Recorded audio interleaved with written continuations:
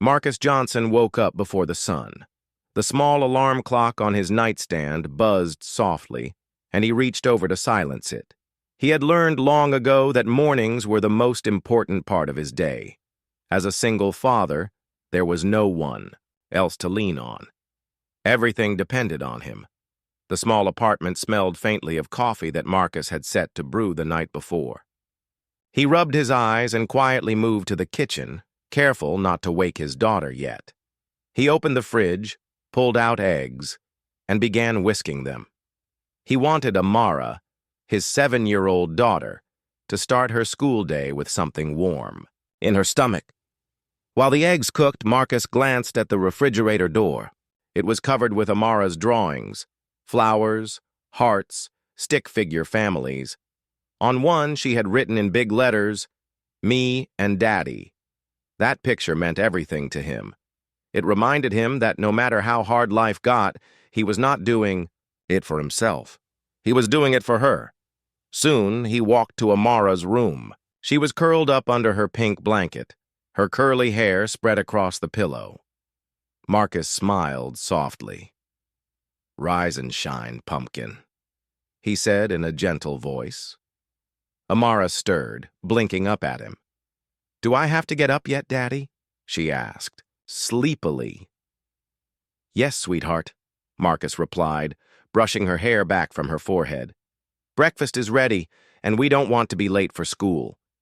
Amara yawned, sat up slowly, and then smiled. "Okay." A short while later, they sat together at the small dining table. Amara swung her legs under her chair as she ate eggs and toast. Marcus sipped his coffee and watched her. Sometimes he still couldn't believe how much she had grown. She reminded him of her mother, who had passed away when Amara was just a toddler. The memory was painful, but it also made him more determined to give Amara the best life he could. After breakfast, Marcus helped her put on her shoes and pack her backpack. She always wanted to carry her favorite stuffed bunny inside, even though it made her bag heavier. Marcus tied her shoelaces carefully the way she liked. "There," he said, "all ready for another big day." Amara grinned and hugged him tightly before they left the apartment. The walk to school was only a few blocks. The morning air was cool and the sun was just starting to shine on the rows of houses and small shops. Marcus held Amara's hand as they walked. She chatted happily about a story her teacher had read the day before. Marcus nodded, listening with full attention. He believed that listening to his daughter was one of the most important things he could do. When they reached the school, the street was already busy with parents and children. Some parents rushed, pulling their kids along, while others stood chatting near the gate. Marcus and Amara walked at their own pace. As they reached the school doors, Amara's steps slowed. She held his hand tighter, her face turning shy. Marcus bent down to her level. "What's wrong, sweetheart?" "I don't want to go in yet," Amara whispered. "Can you stay a little longer?" Marcus gave her a reassuring smile. "Of course. I'll stand right here until you go in." She leaned against him, her arms wrapped around his waist. Other parents noticed.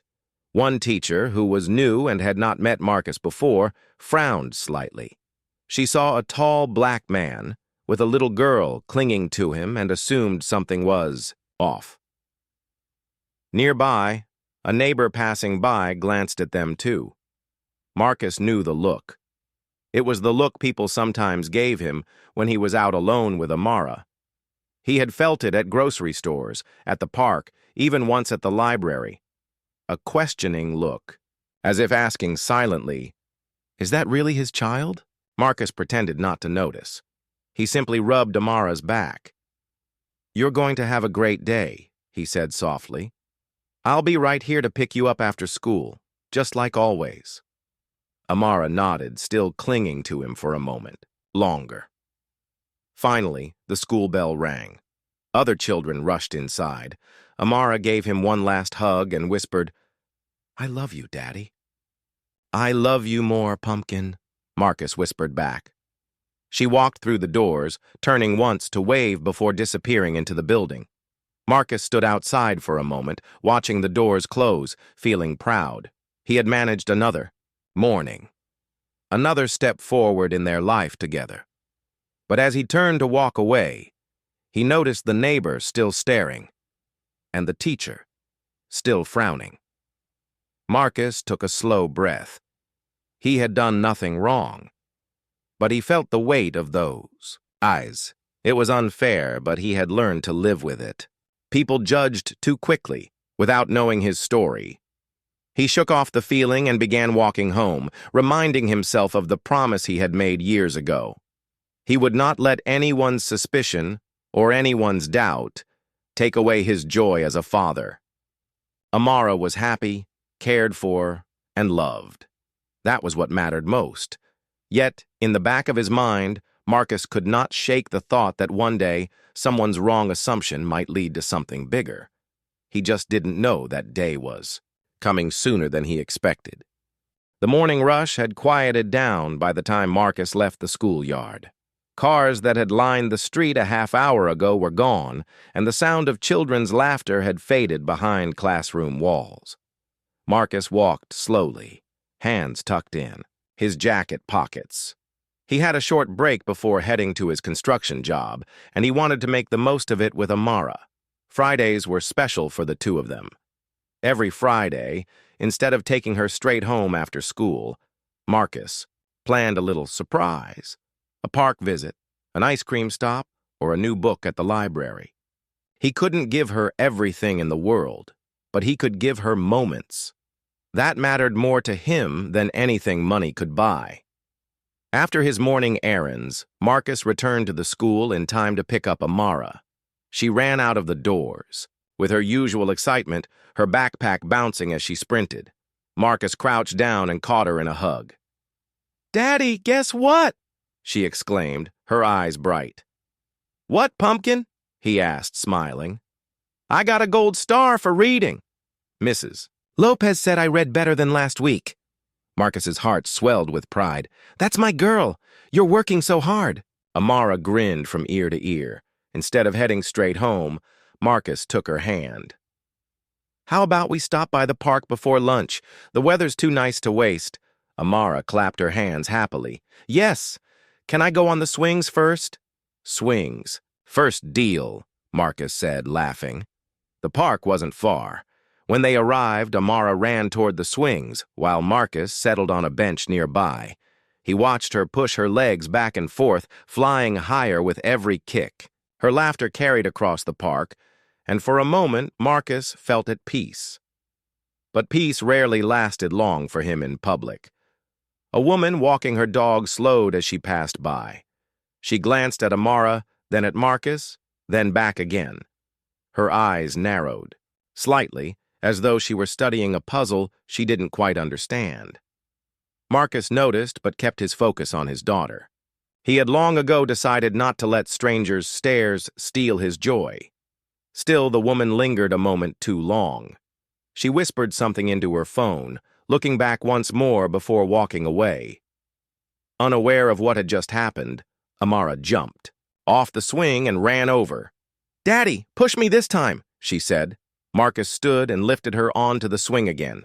"Hold tight," he said with a grin, then began pushing gently. Amara squealed with laughter as she went higher and higher.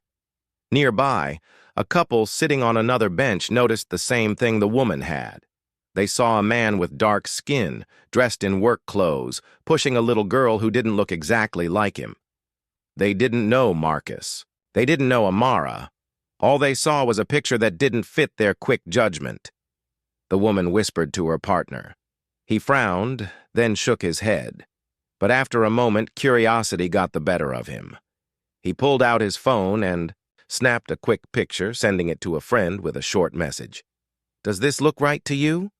The friend didn't ask for details. He only replied, "Looks suspicious. You should call someone." And so the wrong assumptions began to spread. Back on the playground, Amara's laughter filled Marcus's ears. He felt proud. For him, every smile from her was proof he was doing something right. After a while, Marcus called out, "Okay, Pumpkin, 10 more minutes, then we've got to go." Amara pouted playfully but agreed. She ran off to the slide, waving at him between turns. Marcus leaned against the bench, pulling out a small notebook he always carried. In it, he wrote little reminders: bills due, groceries to buy, small goals for the week. He scribbled a note to pick up Amara's favorite cereal before heading home. While he wrote, the woman with the dog reappeared at the edge of the park. She spoke quietly to two men in uniform, community officers who had been nearby. She pointed toward Marcus. The officers listened, glanced over, and nodded. Marcus was too focused on Amara to notice. She waved from the top of the slide. "Watch." "Me, Daddy." "I'm watching," Marcus called back, smiling warmly. But as she slid down, laughing, the officers began to walk toward them. From a distance, another stranger picked up on the sight. A man jogging past slowed down, saw the officers, approaching Marcus, and assumed the worst. By the time he left the park, he was already telling someone on the phone that a kidnapping situation might be unfolding. It didn't matter that Marcus had done nothing wrong. It didn't matter that Amara was smiling, safe, and happy. The story was already spreading, shaped by strangers' fears and prejudice. Marcus, still unaware, helped Amara down from the slide and dusted off her hands. "Ready to head home, Pumpkin?" he asked. She nodded eagerly. "Can we get juice on the way?" Marcus chuckled. "Juice it is." Hand in hand, they started walking toward the park exit. That was when the first officer's voice called out, "Sir, excuse me, could you stop for a moment?" Marcus turned, surprised. Amara looked up at him, confused. He gave her hand a gentle squeeze, trying to stay calm. "Yes, officer?" Marcus asked politely. The two officers exchanged a look before one of them stepped closer. "We just need to ask you a few questions." Marcus felt his stomach tighten.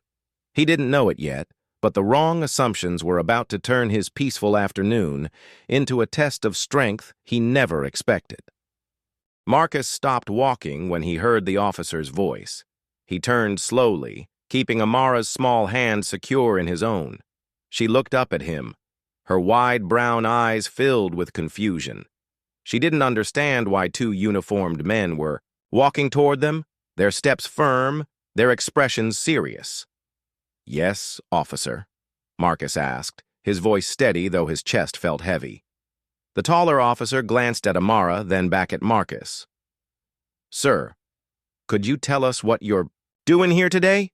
Marcus blinked, a little taken aback by the question. "We're just leaving the park," he said calmly. "My daughter was playing on the swings. We're headed home now." The shorter officer folded his arms. "Your daughter?" he repeated, as though testing the word. His eyes flicked down at Amara, who clung tighter to Marcus's hand. "Yes," Marcus replied. "This is my daughter, Amara Johnson." He said her full name with pride, his voice firm but kind. Amara looked at the officers, her small face serious. "He's my daddy," she said softly. For a moment, silence hung between them. The officers didn't move, but their eyes scanned Marcus carefully, as though searching for cracks in his words. Behind them, a few people in the park had started to notice the exchange. Parents on benches glanced over, whispering quietly. A man with a stroller slowed down, watching. Marcus felt the weight of their eyes. He had felt it many times before, but this moment felt heavier. He took a quiet breath and reminded himself not to show frustration. "Is there a problem, officers?" he asked. The taller officer cleared his throat. "We received a call. Someone reported a possible concerning situation involving a man and a young girl." Marcus's brows drew together. "A concerning situation?" "Yes," the officer continued carefully. "The caller said they weren't sure the child was safe. We just need to confirm everything is okay." Marcus wanted to laugh at the absurdity, but instead, he knelt down beside Amara so she wouldn't feel frightened. He placed a hand on her shoulder. "Sweetheart, It looks like these gentlemen are a little confused. Why don't you tell them who I am? Amara lifted her chin bravely, though her voice trembled. This is my daddy. He takes care of me every day. We live together. He makes me pancakes on Saturdays. Marcus smiled gently at her, proud of her courage. Then he stood again, facing the officers. You see? She's fine. I'm her father. We were just enjoying the afternoon. But the shorter officer wasn't convinced. Do you have any identification with you, sir? Something that proves you're her guardian? Marcus patted his pockets and pulled out his wallet. Inside, he had his driver's license, but no document that specifically said he was Amara's parent. This is my ID, he said, handing it over. Marcus Johnson.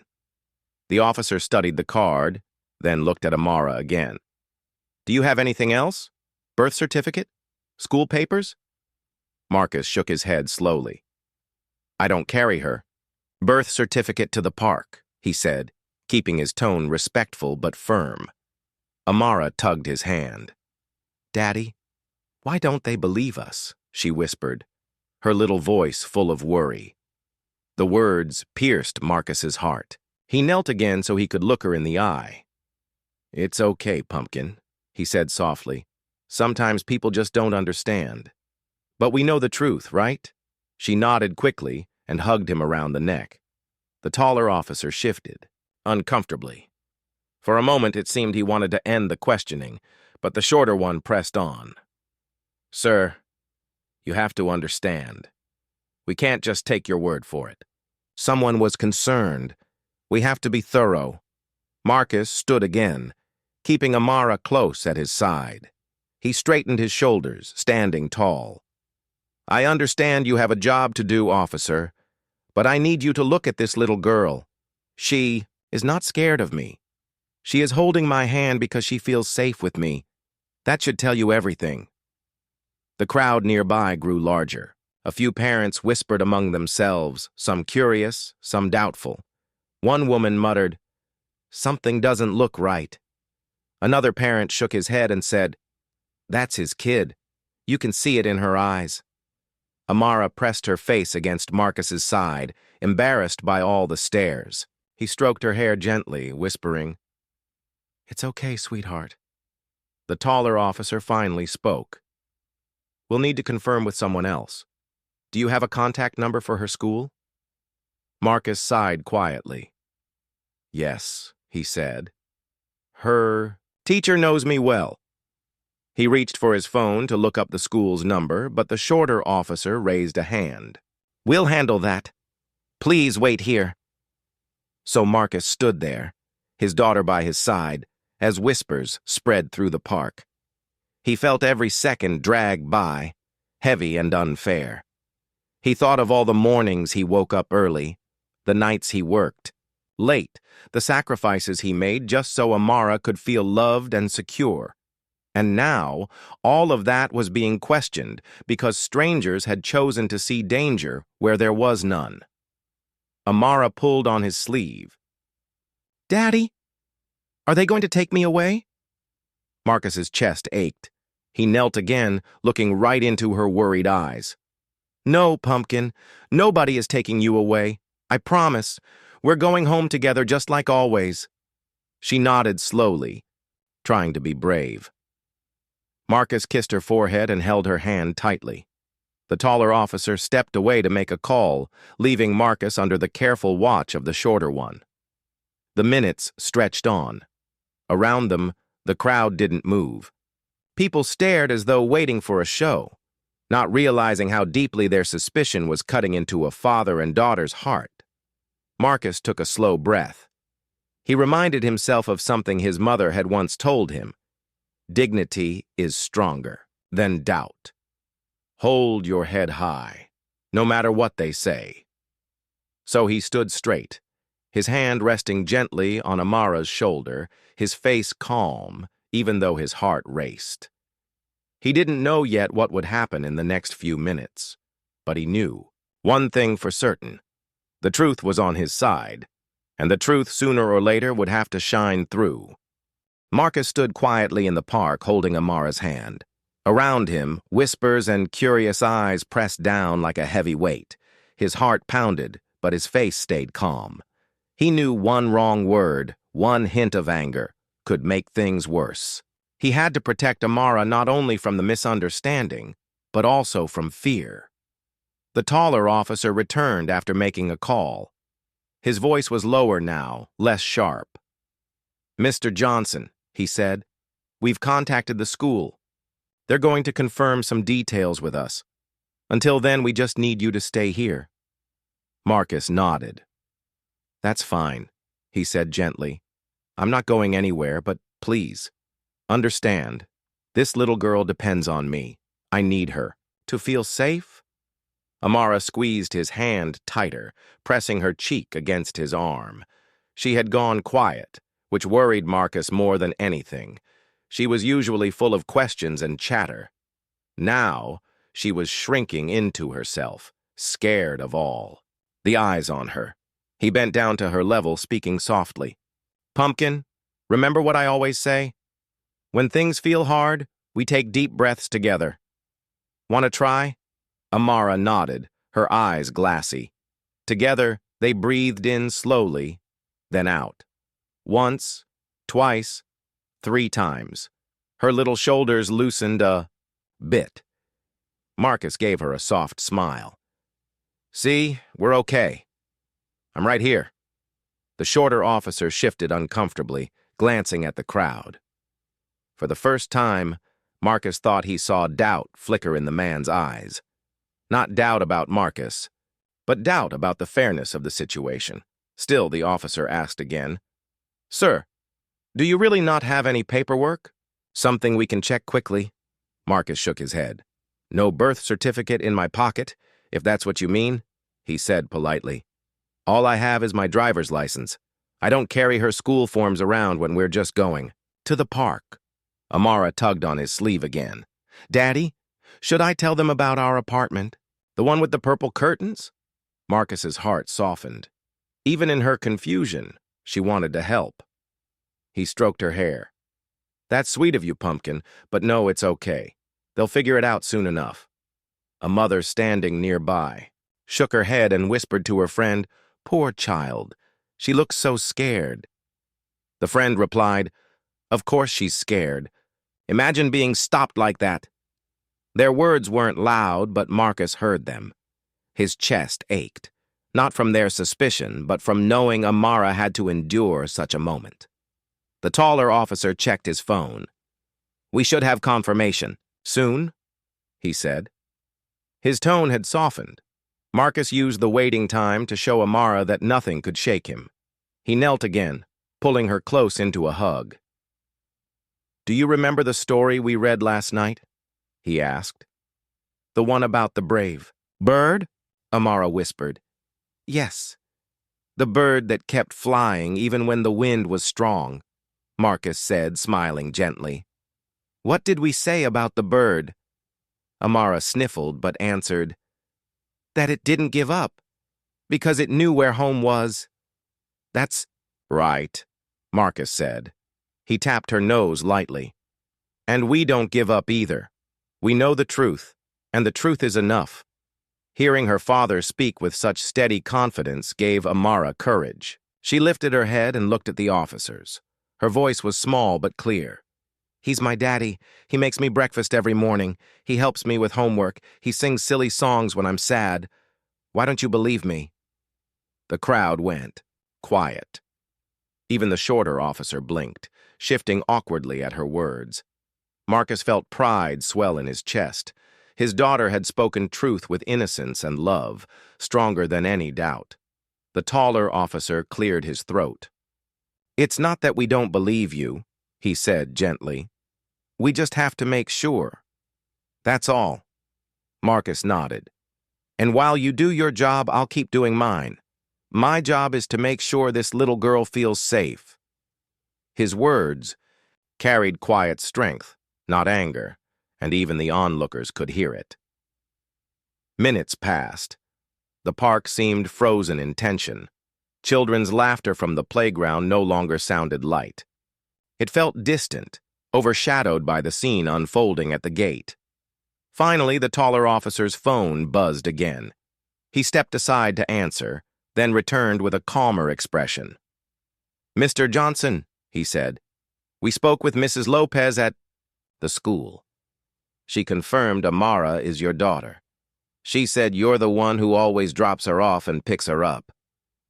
Relief spread through Marcus's chest like warm sunlight. He looked down at Amara and gave her hand a squeeze. "See, Pumpkin? The truth came out, but even with the confirmation, the shorter officer still seemed uneasy. Sir, I hope you understand. We weren't trying to upset you." Marcus nodded slowly. "I understand you have a duty, but I also hope you understand something. Moments like this teach my daughter that people don't always trust us, even when we've done nothing wrong. That's a heavy lesson for a 7-year-old. His words landed heavier than any argument could. The shorter officer looked down, thoughtful. The crowd began to thin, parents and children moving away with quieter steps. A few people gave Marcus apologetic looks. One even said softly, "I'm sorry," before leaving. Marcus didn't respond. His focus was on Amara. He knelt again, brushing a strand of hair from her forehead. "You okay, sweetheart?" She nodded slowly, then hugged him tightly. "I just wanted to play on the swings," she whispered.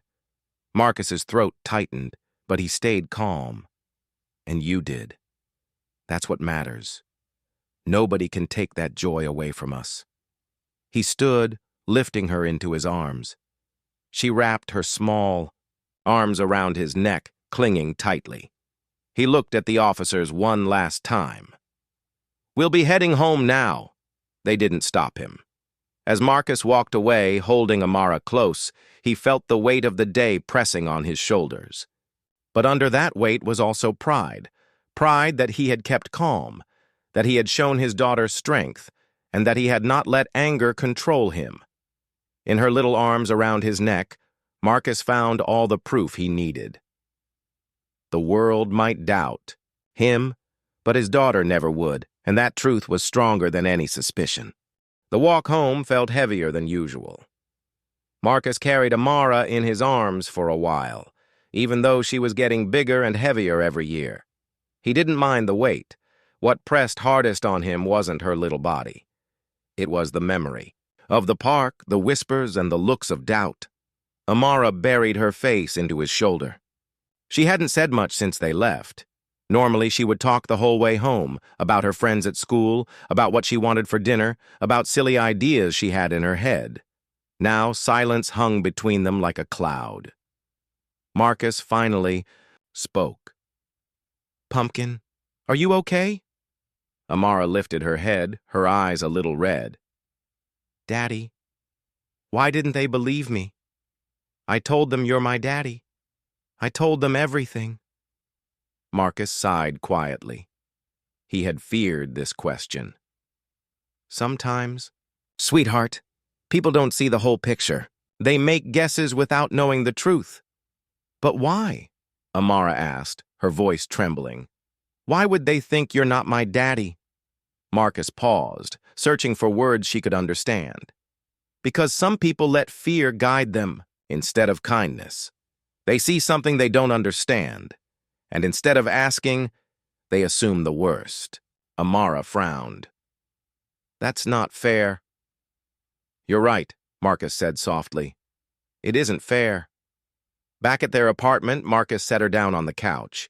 He went to the kitchen, poured her a glass of apple juice, and handed it to her. She sipped quietly while hugging her stuffed bunny tight. Marcus sat beside her, leaning forward with his hands clasped. His mind replayed the scene at the park. He remembered Amara's small voice saying, "Why don't you believe me?" That memory pierced him more deeply than the officer's suspicion. He could carry the weight of judgment himself, but seeing his daughter face it, that was harder. Amara broke the silence again. "Daddy, were they going to take me away?" Marcus turned to her quickly, his eyes soft. "No, Pumpkin. I would never let that happen. Not ever." "But you looked worried." she whispered. Marcus reached out and held her hand. I was worried. Not because I thought they'd take you, but because I didn't want you to feel scared. My job is to keep you safe. Not just safe from harm, but safe in your heart. I don't ever want you to think you're alone. Amara leaned against him, resting her head on his arm. I'm glad you're my daddy, she said quietly. Marcus closed his eyes, his chest tight with emotion. I'm glad too, sweetheart. You're my everything. That night after dinner, Amara went to bed earlier than usual. Marcus tucked her in, kissed her forehead, and whispered, Sweet dreams, pumpkin. She smiled faintly before drifting off. Once she was asleep, Marcus sat alone in the small living room.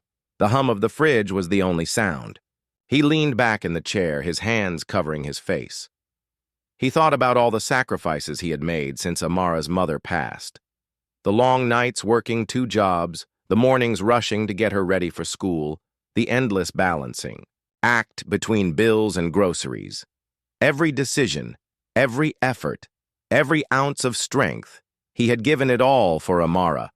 And still, strangers could look at him and see only suspicion. He remembered how the teacher had frowned that morning when Amara clung to him. He remembered the neighbor's sharp glance. He remembered the officer's doubtful questions. Each memory cut deeper. Marcus whispered to himself, What more do I have to prove? But even as he asked the question, he knew the answer. To the world, he might always have to prove himself, but to Amara he didn't. She knew. She trusted. She loved. That was enough. Still, the toll on his heart was heavy. He felt tired. Not the kind of tired that comes from hard work, but the kind that comes from carrying invisible weights no one else sees. He stood and walked to Amara's room. She was fast asleep, her small chest rising and falling peacefully. Marcus knelt beside her bed, watching her for a long time. In her calm face, he found the strength he needed. I'll never let them shake us, he whispered. You're my daughter, and I'm your father. That truth will always stand. The next morning, Marcus tried to keep the routine as normal as possible. He made pancakes, Amara's favorite, and poured syrup in the shape of a smiley face. She giggled softly, the sound easing some of the weight in his heart. See, Pumpkin, Marcus said gently. Even after a hard day, we still have good mornings. Amara smiled back, though her eyes still carried a shadow of yesterday's fear. As Marcus walked her to school again, he noticed the same neighbor across the street watching. The man gave a slight nod this time, almost like an unspoken apology. Marcus didn't respond. He had no space left for other people's guilt. All his energy belonged to Amara. At the school gate, Amara hesitated again. She looked up at Marcus. Will people still think you're not my daddy? Marcus bent down and cupped her cheek. Maybe some will, Pumpkin, but what matters is that we know the truth, and the truth always finds its way out. She hugged him tightly before running inside.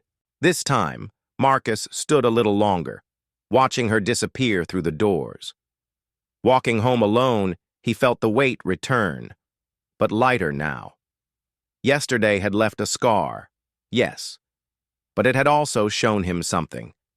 His calm, his strength, and his love had carried them through, and though the toll was heavy, Marcus knew he would carry it again and again if it meant protecting Amara's heart. The week passed slowly after the park incident.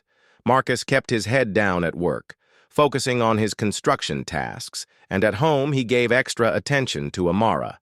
He wanted her to feel steady, safe, and loved, but even when he smiled and read her bedtime stories, there was still a quiet heaviness behind his eyes. Amara felt it too. She asked fewer questions at school, grew quieter at the dinner table, and often sat close to Marcus as though worried he might slip away. Marcus noticed every change. It broke his heart, but he knew that healing sometimes took time. Friday afternoon arrived, the day Marcus usually saved for small adventures with Amara. This time, instead of the park, he decided to take her to the library. Books had always been their safe place. In the quiet aisles, surrounded by stories, the world outside didn't matter. As they walked through the library doors, Amara's eyes lit up for the first time in days. She ran ahead to the children's section, where shelves overflowed with colorful covers. Marcus followed, his smile returning as he watched her carefully choose a book. But just as he settled into a chair nearby, a familiar voice called his name. "Mr. Johnson?" Marcus turned. Standing there was Mrs. Lopez, Amara's teacher. She carried a small stack of books and smiled warmly. "Mrs. Lopez," Marcus said, standing politely. "Good to see you," Amara beamed. "Hi, Mrs. Lopez." Thay. Teacher knelt to hug her gently. "Hello, Amara. I see you're picking new stories." Marcus felt relief wash over him at the sight of someone who knew them, someone who didn't look at him with suspicion. Mrs. Lopez looked back at Marcus with concern. "I wanted to check on you both," she said softly. "The officers called me last week. They asked if I could confirm Amara was your daughter." Marcus nodded slowly. "Yes. They told me later you confirmed it." "I did, right away," Mrs. Lopez said firmly. "It upset me deeply that anyone even doubted it. I've seen you every morning. You're always there, making sure Amara is settled. You're a devoted father. It was obvious from the start." Marcus gave a small, grateful smile. "Thank you for saying that. It means a lot." Mrs. Lopez studied him for a moment. "Mr. Johnson, I hope you know none of this was your fault. People's fears, they cloud their judgment. But I also want you to know you're not alone. There are people who see you clearly." Marcus nodded again, emotion pressing at his throat.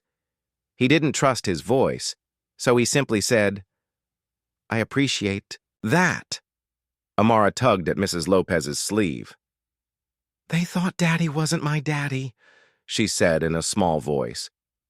Mrs. Lopez's expression softened. She knelt to meet Amara's eyes. "Sweetheart, that was a mistake. Grown-ups make mistakes, sometimes even big ones, but you know the truth, and the truth is stronger than their mistake." Amara blinked, her eyes filling with quiet relief. She hugged her teacher tightly. After they parted ways, Marcus and Amara settled into a corner of the library with their books. Marcus chose a quiet story about family, and Amara leaned against his arm while he read aloud. For the first time since the park, she laughed freely, her small giggles echoing softly between the shelves. That night, back at home, Marcus reflected on Mrs. Lopez's words. "You're not alone." He had carried the burden so long that he sometimes forgot others could help lighten it. 2 days later, something unexpected happened. The same neighbor who had frowned at him outside the school knocked on Marcus's door. Marcus hesitated before opening it, unsure of what to expect. The man shifted awkwardly, holding a small bag of groceries. I just wanted to say, I'm sorry," he muttered. "I was one of the people who thought something was off that day. I realize now I was wrong. I shouldn't have judged without knowing." Marcus studied him quietly, then nodded once. "Thank you for saying that." The man handed him the bag. "These are for you and your daughter. Just a small way to say I regret it." Marcus accepted the groceries, though he wasn't sure he needed them. What mattered was the change. Someone had recognized their mistake. After the man left, Marcus set the bag on the counter and looked toward Amara's room. She was humming softly, coloring with crayons. For the first time in days, Marcus felt a shift inside him. The truth wasn't just emerging, it was beginning to ripple outward. People were starting to see. The following week, word about the misunderstanding spread further. A parent at the school approached Marcus and said, "I heard what happened. For what it's worth, I'm sorry people doubted you. Everyone can see how much you love your daughter." Marcus thanked them quietly. Each small moment of recognition chipped away at the shadow of doubt that had hung over him. Most importantly, Amara seemed to notice the change too. She told her father one morning, "People smiled at you today, Daddy. They didn't frown." Marcus chuckled softly, brushing her hair back. Maybe they're finally learning. By the end of the week, it was clear the truth had settled. The officers never came back. The neighbors greeted him politely. Teachers greeted him with respect. The cloud of suspicion had lifted, leaving behind something brighter. But Marcus knew the most important part wasn't what others thought. It was what Amara carried inside her heart. He had worried the incident might leave her scarred, but little by little, she was returning to herself. Her laughter was lighter, her questions endless again, her love unshaken. One evening, as Marcus tucked her into bed, Amara whispered, "Daddy, you were right." The truth came out. Marcus kissed her forehead and smiled. "It always does, Pumpkin. It always does." He turned off the light, leaving her to dream peacefully. For the first time since the park, Marcus felt his own heart rest easy. The truth had not only emerged, it had proven stronger than suspicion, stronger than fear, stronger than judgment, and that was enough.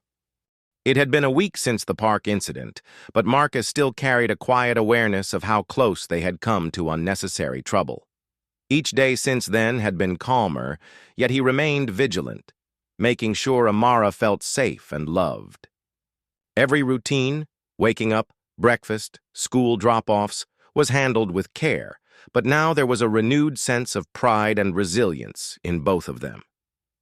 That Friday, Marcus decided to take Amara to the small community fair held at the schoolyard. It was a bright, sunny afternoon, and the air smelled faintly of popcorn and baked goods.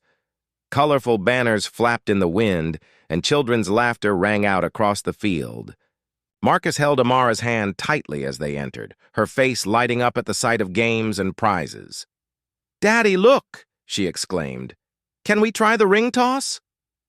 "Of course," Marcus said, smiling. "Let's see how good you are today." Amara ran ahead, her energy contagious. Marcus followed, careful to stay close. He watched her toss rings with careful aim, winning a small stuffed bear after a few tries. She hugged it tightly, looking up at him with pure joy. "Daddy, look, I won." "I see that," Marcus said, smiling. "You worked hard for it." Nearby, parents and teachers watched Marcus and Amara together, but this time, there was no frown, no suspicion. They saw a father and daughter enjoying a happy afternoon.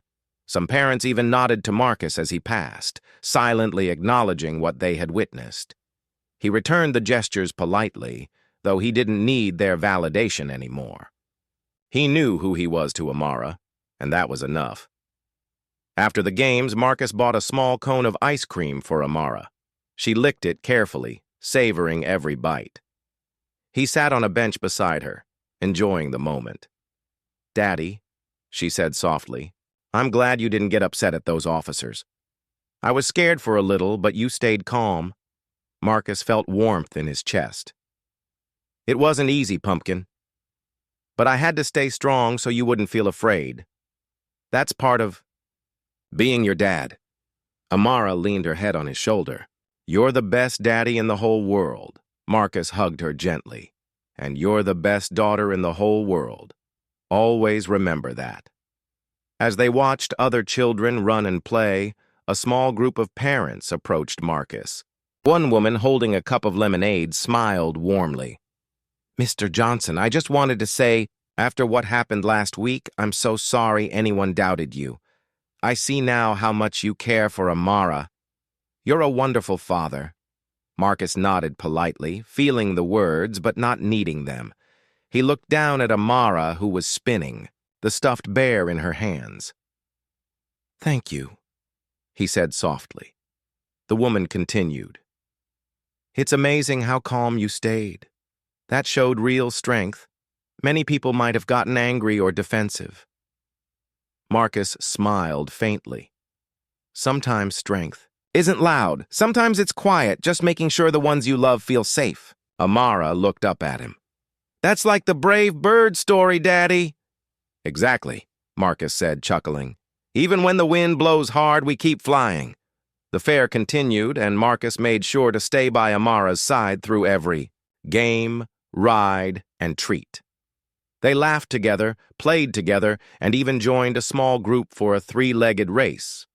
Amara stumbled once, and Marcus caught her gently, laughing along with her. Each shared smile, each hug, reminded Marcus that moments like these were victories in themselves. By late afternoon, the fair was winding down. Marcus held Amara's hand as they walked home, the stuffed bear swinging lightly between them. The sun had begun to dip in the sky, painting the streets in golden light. For Marcus, the walk felt symbolic, a journey not just home, but toward a future where their love and truth had proven stronger than doubt. Daddy, Amara said quietly, do you think people will ever doubt us again? Marcus thought for a moment, then squeezed her hand. Some people might, but we don't need to worry about them. We know the truth and we know each other. That's what matters most, she smiled, leaning her head on his arm. I'm glad it's us, Daddy. Marcus felt a deep sense of peace. The fear and suspicion of that week had left a mark, yes, but it had also strengthened their bond. He had faced doubt with calm and love, and in doing so, he had shown Amara how to be brave, how to trust, and how to rise above unfairness. That evening, Marcus tucked Amara into bed as usual. She hugged him tightly. I love you, Daddy. I love you more, Pumpkin, Marcus whispered. As he watched her drift off to sleep, Marcus reflected on the journey they had been through. He realized that being a single father was never about proving himself to the world. It was about proving himself to his daughter every day, in every small act of love and protection. He turned off the light and sat for a moment in the quiet apartment, feeling a sense of accomplishment. They had faced fear, suspicion, and doubt, and they had emerged stronger. Marcus knew there would be challenges ahead, but he also knew they could face anything together. The next morning, Marcus and Amara continued their routine with a new lightness in their hearts. At school, Amara ran inside, smiling and waving, while Marcus stood at the gate, watching her with pride. No more stares of suspicion, no more whispered doubts. Their truth had proven stronger than anyone's assumptions. Marcus walked away from the school with a sense of quiet triumph. Not the kind that comes from victory over others, but the kind that comes from love, resilience, and trust. He had shown the world who he was, not by arguing, not by proving in anger, but by living each day with honesty, care, and unwavering devotion. And in the heart of that truth, he had proved everyone wrong, because in the end, it wasn't about the whispers of strangers or the assumptions of others. It was about a father and his daughter standing together, unshaken and stronger than ever. Marcus smiled, feeling the sun warm his face, and whispered quietly to himself, "We made it, Pumpkin. We made it."